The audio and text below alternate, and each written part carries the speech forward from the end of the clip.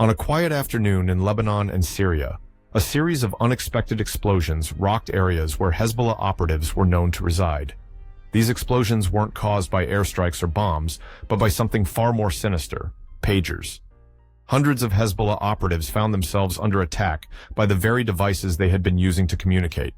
The explosions occurred simultaneously at around 3:30 p.m. local time, killing at least 9 people, including members of Hezbollah and a young 8-year-old girl. More than 2,750 others were injured, with over 200 critically wounded.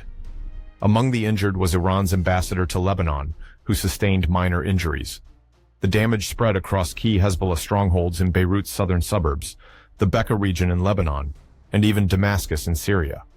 These pagers, part of a new shipment recently acquired by Hezbollah, were intended to replace cell phones, devices that Hezbollah leadership had warned could be tracked by Israeli intelligence. But what was meant to improve their security had become the instrument of their demise. Civilians were also caught in the crossfire, as the explosions sent hospitals into chaos, with emergency rooms overflowing with patients suffering from burns, missing limbs, and severe wounds to their torsos and faces. Hezbollah wasted no time in accusing Israel of orchestrating this sophisticated attack, an accusation echoed by the Lebanese government. Although Israel has declined to officially comment, the modus operandi bears a striking resemblance to the covert tactics Israel has used in the past. The question remains, how exactly did Israel pull off such an attack? According to experts, there are a few possible explanations. One theory suggests that Israel intercepted the pagers before they reached Hezbollah operatives, inserting small explosive devices into the units. This would have required intimate knowledge of the supply chain, a hallmark of Israel's intelligence capabilities. Another theory proposes that the pagers were rigged with malware, which caused the batteries to overheat and explode when triggered remotely.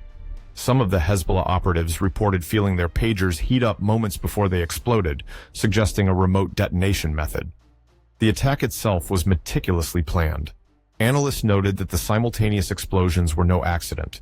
They were a demonstration of Israel's ability to strike Hezbollah members wherever they are, whether in their homes, on the streets, or even in grocery stores. In fact, one video circulating on social media shows a man shopping for produce when the pager he was carrying suddenly exploded, sending him sprawling to the ground. This attack is just the latest escalation in an already tense relationship between Israel and Hezbollah. For months, both sides have been exchanging fire along the Israel-Lebanon border, a conflict that has killed hundreds of Hezbollah operatives and displaced tens of thousands of civilians on both sides. Hezbollah has launched rockets and drones into Israel, and in return, Israel has been conducting targeted airstrikes and operations aimed at Hezbollah strongholds.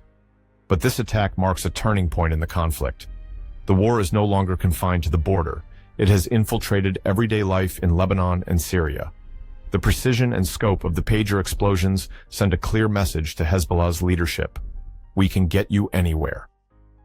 Hezbollah's response was swift and angry.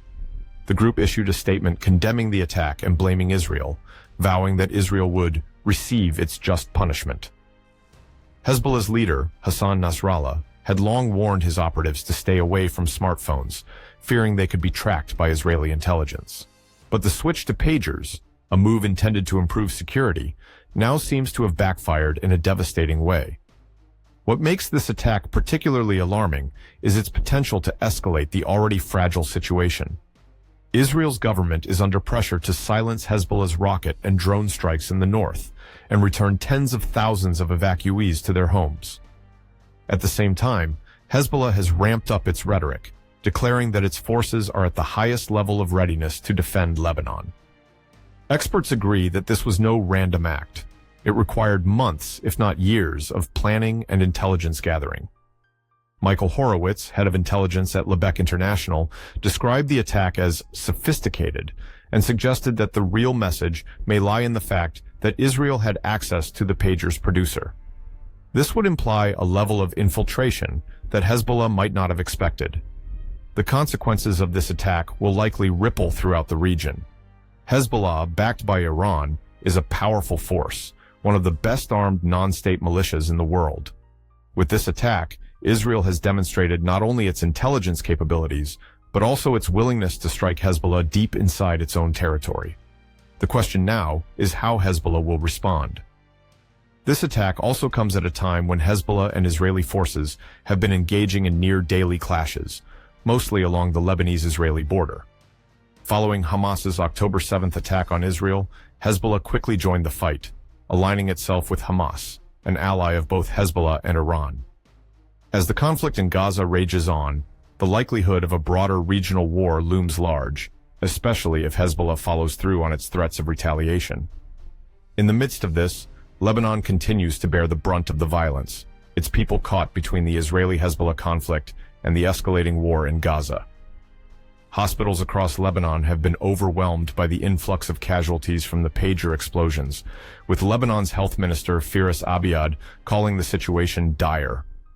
Thousands of people are now left to recover from an attack they never saw coming, the latest victims in a war that shows no signs of ending. For now, the world watches and waits. Will this operation be the beginning of an even more intense phase of the conflict, or will it force Hezbollah and Israel to the negotiating table? One thing is certain, the fight between Israel and Hezbollah has moved beyond the battlefield, and no one is safe.